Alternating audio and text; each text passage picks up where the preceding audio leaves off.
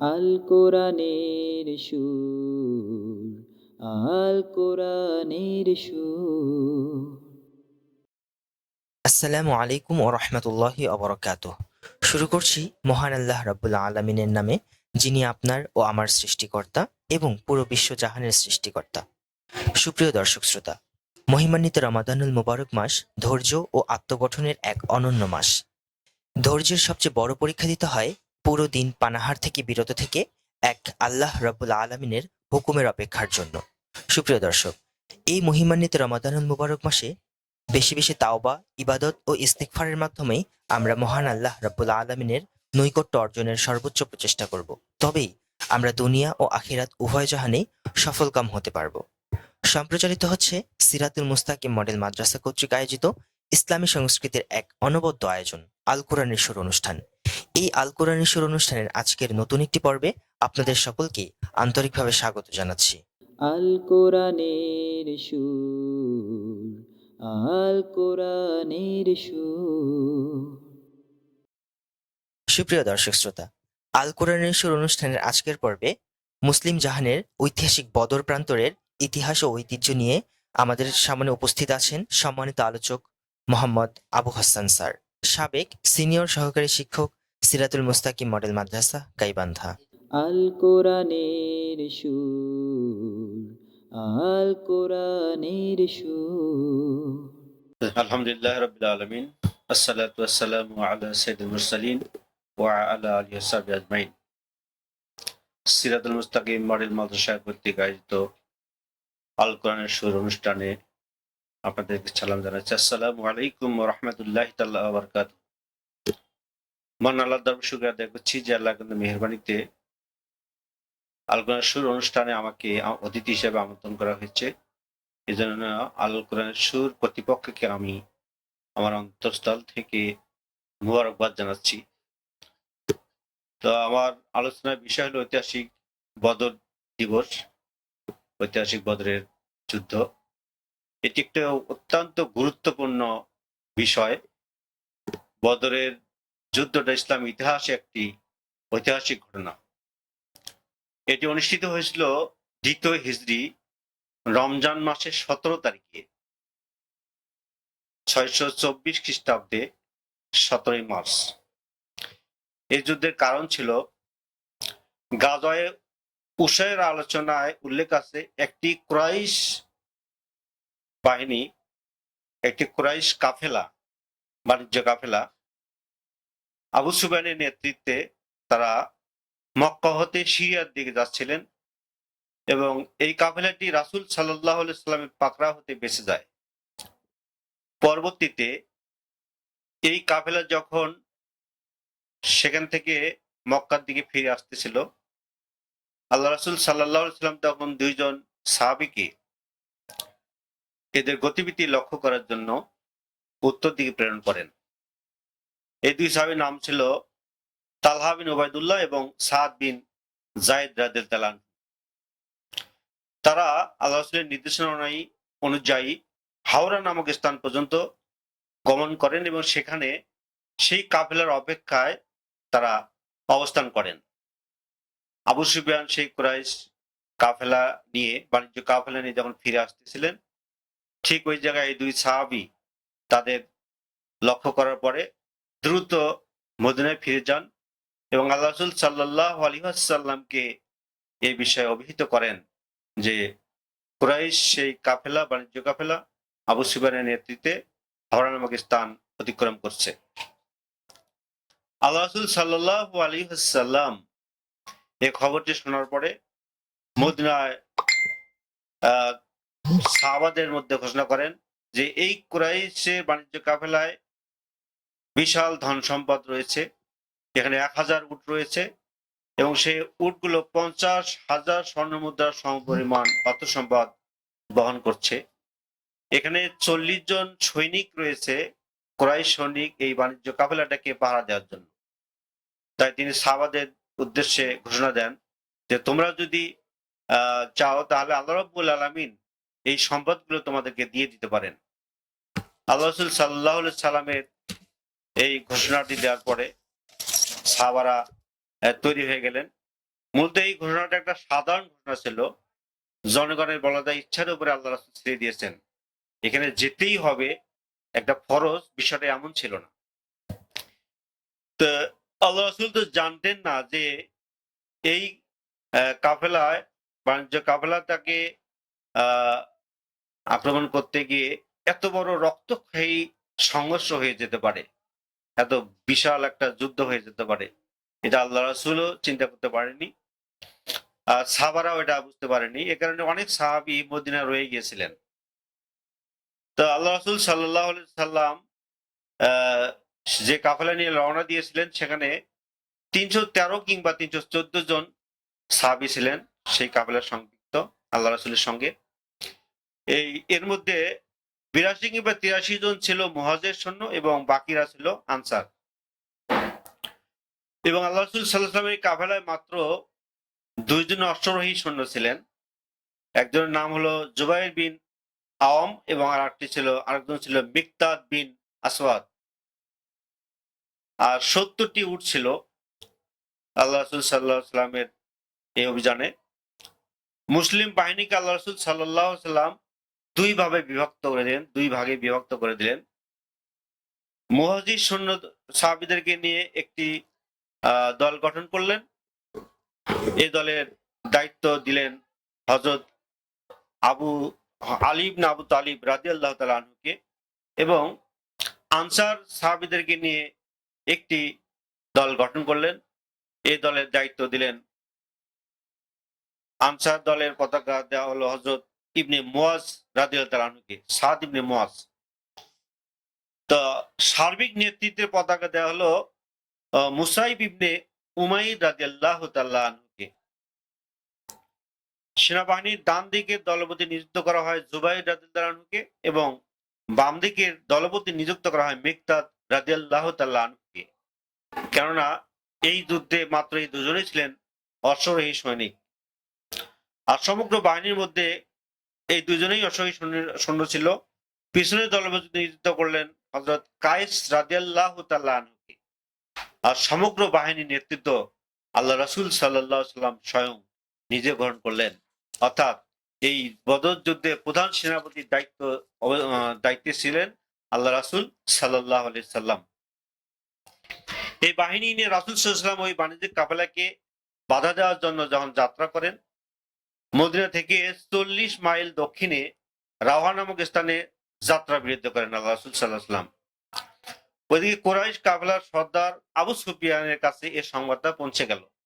আল্লাহ রাসূল সাল্লাল্লাহু আলাইহি সাল্লাম যে এই কাফেলাকে বাধা দেওয়ার জন্য রওনা দিয়েছেন, এই খবরটি পেয়ে আবু সুফিয়ান অত্যন্ত চতুর ছিলেন।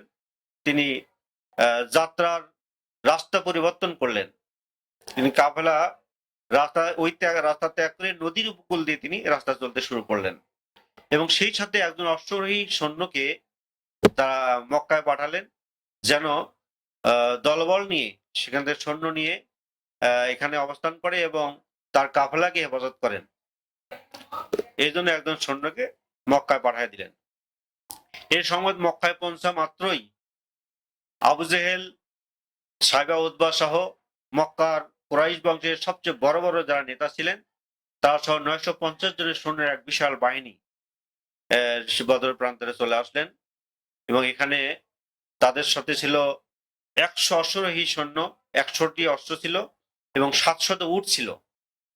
এই বিশাল বাহিনী নিয়ে তারা যখন বদরের ময়দানে চলে আসলেন, এখানে আসার পরে রাসূলুল্লাহ সাল্লাল্লাহু আলাইহি সাল্লাম কুরাইশদের এই সংবাদ আবার জানতে পেয়ে গেলেন। রাসূল সাল্লাল্লাহু আলাইহি সাল্লাম কুরাইশদের এই পরিস্থিতির কথা জানতে পেরে সাহাবাদের নিয়ে পরামর্শ করলেন যে কি করা যায়। আমাদের সংখ্যায় 313 কিংবা 14 জন, তারা তো বিশাল বাহিনী নিয়ে অবস্থান করছে। আল্লাহ রাসূল সাল্লাল্লাহু আলাইহি সাল্লাম তখন সাহাবাদের কাছ থেকে এ বিষয়ে পরামর্শ চাইলেন। হযরত আবু বকর সিদ্দিক রাদিয়াল্লাহু আনহু তিনি পরামর্শ দিলেন, হযরত ওমর ফারুক রাদিয়াল্লাহু আনহু তিনি পরামর্শ দিলেন, এবং খাজরাজ গোত্রের সর্দার হযরত ইবনে উবাইদা রাদিয়াল্লাহু তাআলা আনহু বলে উঠলেন, আপনি যদি আদেশ করেন আমরা সমুদ্রে ঝাঁপ দিতে প্রস্তুত আছি ইয়া রাসূলুল্লাহ সাল্লাল্লাহু আলাইহি ওয়াসাল্লাম। হযরত মিকদাদ রাদিয়াল্লাহু আনহু বললেন, ইয়া রাসূলুল্লাহ, আমরা আপনার ডান দিক থেকে যুদ্ধ করার জন্য প্রস্তুত আছি, আমরা আপনার বাম দিক থেকে যুদ্ধ করার জন্য প্রস্তুত আছি, আপনার পিছন থেকে এবং সামন থেকে আমরা জিহাদ করার জন্য সর্বাত্মক প্রস্তুত আছি। আল্লাহ রাসূল সাল্লাল্লাহু আলাইহি সাল্লাম সাহাবাদের সাথে পরামর্শ করার পরে সাহাবাদের এরকম উৎসাহমূলক পরামর্শ পেয়ে তিনি অত্যন্ত খুশি হয়ে গেলেন এবং এই বিশাল বাহিনীকে মুসলিম কাফেলাকে সামনের দিকে অগ্রসর হওয়ার জন্য আল্লাহ রাসূল সাল্লাল্লাহু আলাইহি সাল্লাম নির্দেশ প্রদান করলেন। বদরের প্রান্তরে গিয়ে মুসলমানরা জানতে পারলেন যে আবু সুফিয়ান তার কাফেলা নিয়ে ততক্ষণে নিরাপদে মক্কায় পৌঁছে গেছে। বদরের প্রান্তরে কুরাইশদের এক বিশাল বাহিনী তাও ফেলছে, অর্থাৎ মক্কার সেই কুরাইশ বাহিনী যখন বদরের প্রান্তরে আসলেন এবং এসে ততক্ষণে কুরাইশদের সেই কাফেলা, বাণিজ্য কাফেলা নিরাপদে পৌঁছে গেছে। এরপরে কিছু কিছু কুরাইশ সৈন্য পরামর্শ দিলেন যে আমরা তাহলে ফিরে যাই, যেহেতু আমাদের বাণিজ্য কাফেলা নিরাপদে আমাদের গন্তব্যস্থলে পৌঁছে গিয়েছে, সুতরাং আমরা যুদ্ধের দিকে না গিয়ে আমরা আমাদের গন্তব্যস্থলে ফিরে যাই। কিন্তু আবু জেহেল তিনি এটাকে মানলেন না। আবু জেহেল বললেন যে না, আমরা যুদ্ধ করেই আমরা যাব, এখানে মুহাম্মাদের দলের সঙ্গে আমরা মোকাবিলা করেই আমরা যাব। এ কারণে তারা সেই বদরের প্রান্তরে অবস্থান করলেন এবং তারা আগে যেহেতু বদরের প্রান্তরে উপস্থিত হয়েছিলেন, কাজেই যে এলাকাটা যুদ্ধের জন্য অনুকূল ছিল, ভালো এলাকা ছিল, সেই এলাকাটা তারা দখল করলেন, যেখানে পানির নহরগুলো ছিল এবং যেখানে মাটিগুলো ছিল ধুলা বালিহীন, একটা ভালো অনুকূল পরিবেশ। এই কারণে সেই এলাকাতে অবস্থান করলেন। কিন্তু পক্ষান্তরে মুসলমানদের ভাগ্যে ছিল বালুকাময় শুষ্ক এলাকা, যেখানে পানির নহরই ছিল না। সেদিক থেকে রমজান মাসে ধুলাবালির মধ্যে যুদ্ধ করা অত্যন্ত কঠিন একটা ব্যাপার ছিল। এই কারণে আল্লাহ রাসূল সাল্লাল্লাহু আলাইহি ওয়াসাল্লাম আল্লাহর কাছে সাহায্য চাইলেন।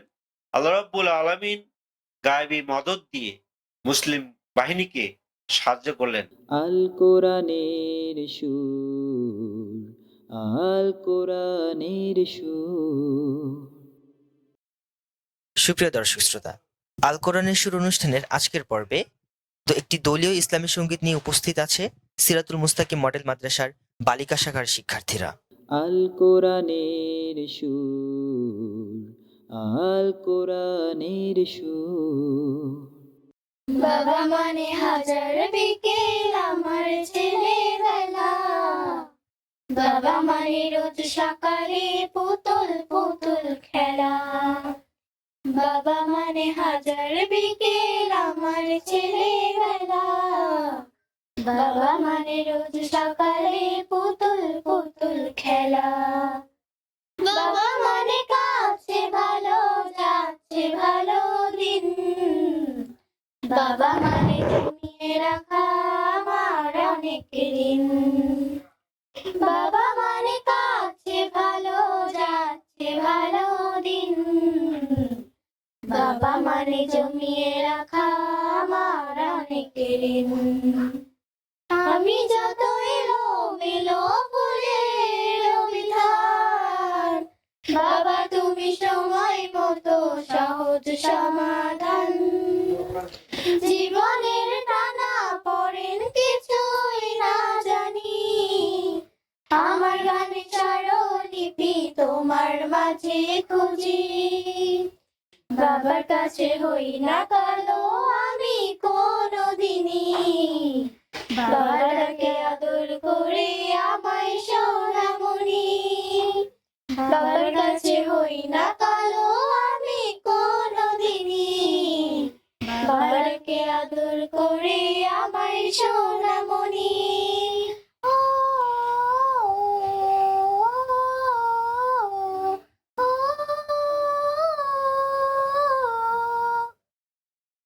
বাবা মানে অনেক চাওয়া, বাবা মানে অনেক পাওয়া, বাবা মানে ছোট্ট শূন্যতা।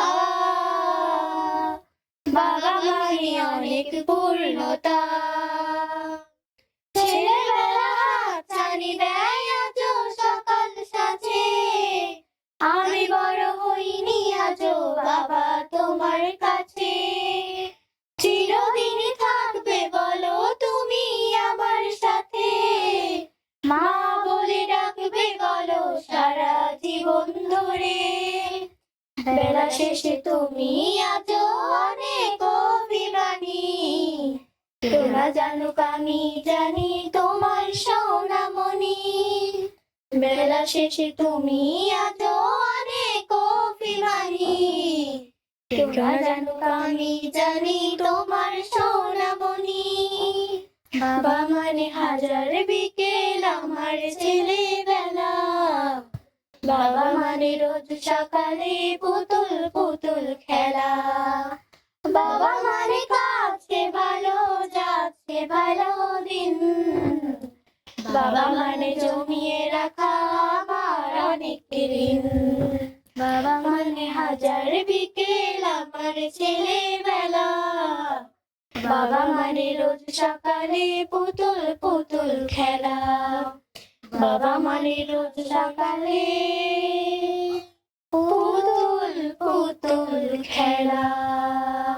আসসালামু আলাইকুম। আল কোরআনের সুর, আল কোরআনের সুর। সুপ্রিয় দর্শক শ্রোতা, আল কোরআনের সুর অনুষ্ঠানের আজকের পর্বে পবিত্র কোরআনুল কারীম থেকে তেলাওয়াত করবে সিরাতুল মুস্তাকিম মডেল মাদ্রাসার শিক্ষার্থী মোহাম্মদ রুহুল আমিন। আল কোরআনের সুর, আল কোরআনের সুর। السلام عليكم ورحمة الله وبركاته. أعوذ بالله من الشيطان الرجيم. بسم الله الرحمن الرحيم. ألف لام را، تلك آيات الكتاب وقرآن مبين. ربما يود الذين كفروا لو كانوا مسلمين. ذرهم يأكلوا ويتمتعوا ويلههم الأمل فسوف يعلمون.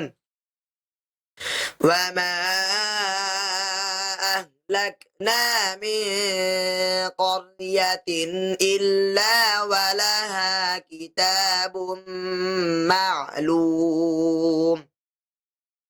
ما تسبق من أمة أجلها وما يستأخرون.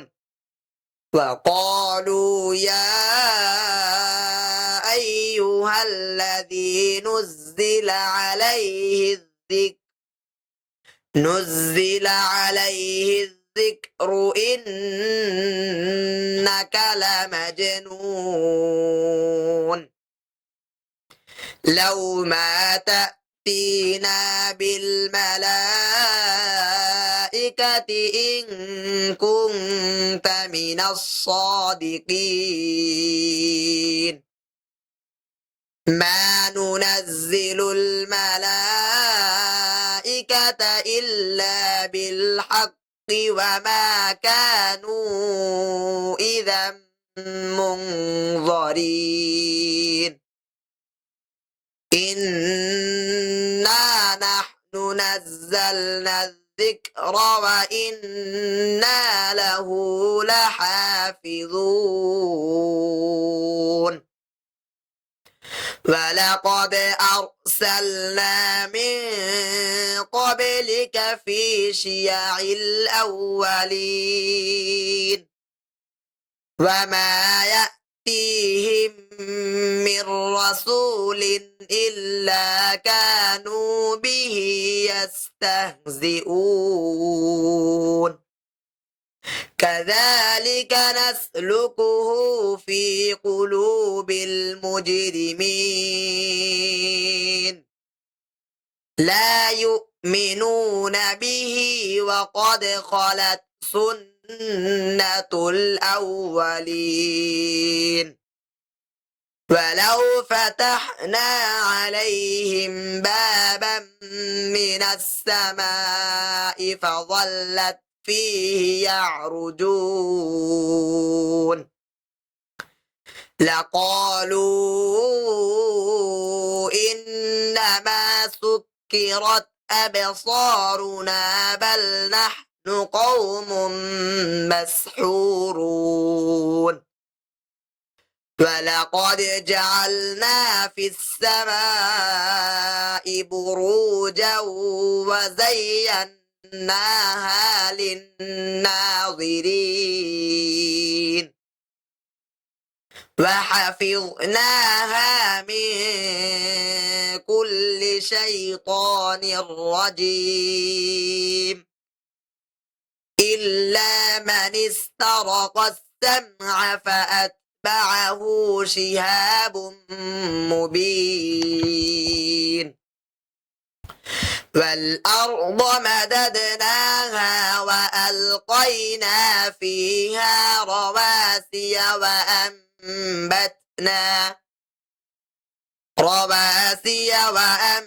وأنبتنا فيها من كل شيء موزون وجعلنا لكم فيها معايش ومن لستم له برازقين وإن من شيء إلا عندنا خزائنه وما ننزله إلا بقدر معلوم وأرسلنا الرياح لواقح فأنزلنا من السماء ماء فأسقيناكموه وما أنتم له بخازنين فإنا لنحن نحيي ونميت ونحن الوارثون ولقد علمنا المستقدمين منكم ولقد علمنا المستأخرين وإن ربك هو يحشرهم إنه حكيم عليم ولقد خلقنا الإنسان من صلصال من حمأ مسنون والجان خلقناه من قبل من نار السموم فإذ قال ربك للملائكة إني خالق بشرا من صلصال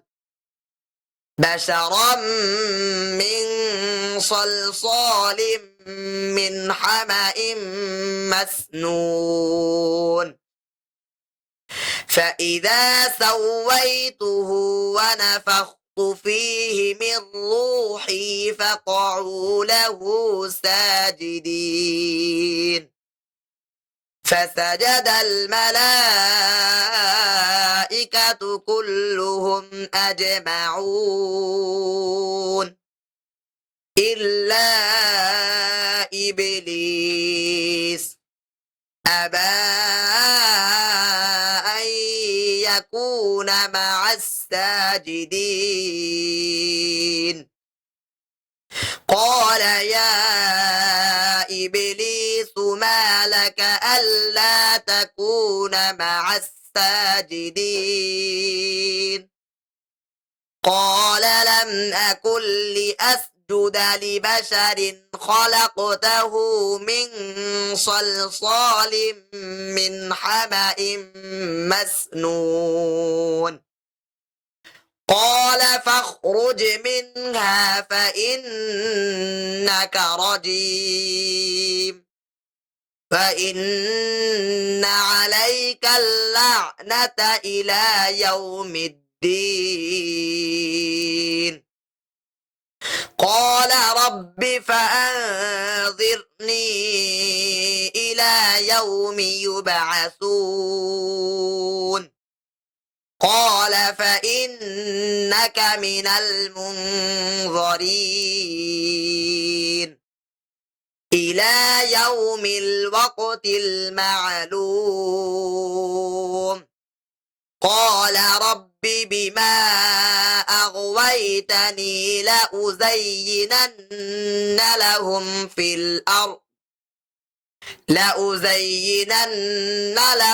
في الأرض ولأغوينهم أجمعين إلا عبادك منهم المخلصين قال هذا صراط علي مستقيم إن عبادي ليس لك عليهم سلطان إلا من اتبعك من الغاوين وإن جهنم لموعدهم أجمعين